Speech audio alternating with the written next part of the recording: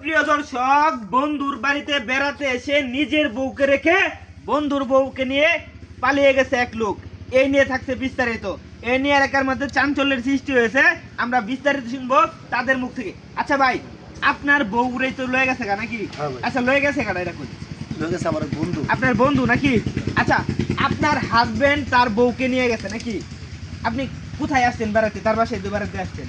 তার বাসায় আসতে এখন আপনার হাজবেন্ড যে আপনার রেখে যে চলে গেছে, এখন বেড়া যদি আপনার লয়ে থাকে, এটা কিরকম বুক করি? এটা তো বলেন দেখিও। আচ্ছা ভাই, এখন আপনি কি চাইতেছেন? আপনি কি চাচ্ছেন? আপনি কি তার লয়ে বাইকে দিবেন এরকম চিন্তা ভাবনা করতেছেন নাকি? না ভাই, এটা আসলে সম্ভব না। কারণ হ্যাঁ, বন্ধু যদি বেইমানি করে, মানে আমি যদি আর বউর যদি বিয়ে করি, তাহলে তো আমিও তো হের কাতারেই বললাম। তাহলে আমিও যদি মানে ঘুরে ঘুরে একই ভুল করতে তো লাভ নাই।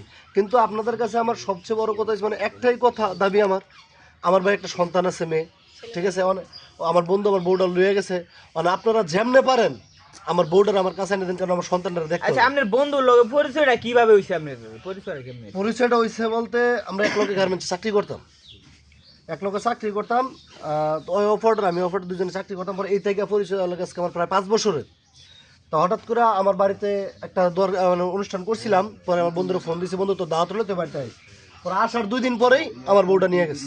মানে আগে কি আপনার বউ লগে কি কথাবার্তা কইতো? না, আগে মাঝে মাঝে তো কথাবার্তা কইতো, মানে ফ্রেন্ড হিসেবে তো ভাবির লোকের সাথে কথা বলতেই পারে। কিন্তু আপনি মাইন্ড করেন নাই? না না, এরকম কোনো কিছু করি নাই। কিন্তু হ্যাঁ, এখন তো এটা বুঝতেছি না। না, এগুলাই আবার কেমন কথা? না, আমি বিয়ে করবো না। আচ্ছা, এখন আপনি যে এখানে যে আটকা, হ্যাঁ, এখন আপনার হাজবেন্ড কি আপনার কি মনে হয় আরো কি আইব? আচ্ছা, যদিও আসে, আপনি কি আপনার হাজবেন্ড কি বিয়ে করবেন আবার মেনে নেবেন? না না না, আমি এটা মাইনা নিব না। হুম? কিছুতেই কেন মানে সম্ভব মানে না। কেন সে চলে গেছে, তারে আবার কেমনে আনম জীবনে? তাহলে এখন আপনি আপনার বাড়িতেও যাইতেছেন না, সে তো আপনার বাড়িতে যাইতে দিতেছে না। আচ্ছা ভাই, কি করলে আপনি তারে এই বেরিয়ে ছেড়ে দেবেন কই? ভাই কথা হয়েছে, এখন যদি আমি হ্যার বাড়িতে পাঠাই দেই, তাহলে হ্যাঁ আমার কাছে হারাইবো না, আর খুঁজো নিবে না। ততে ভয় এই জায়গায় থাকবে, আমার ছোট বোন আছে, আমার ছোট বোনের সাথে থাকবে।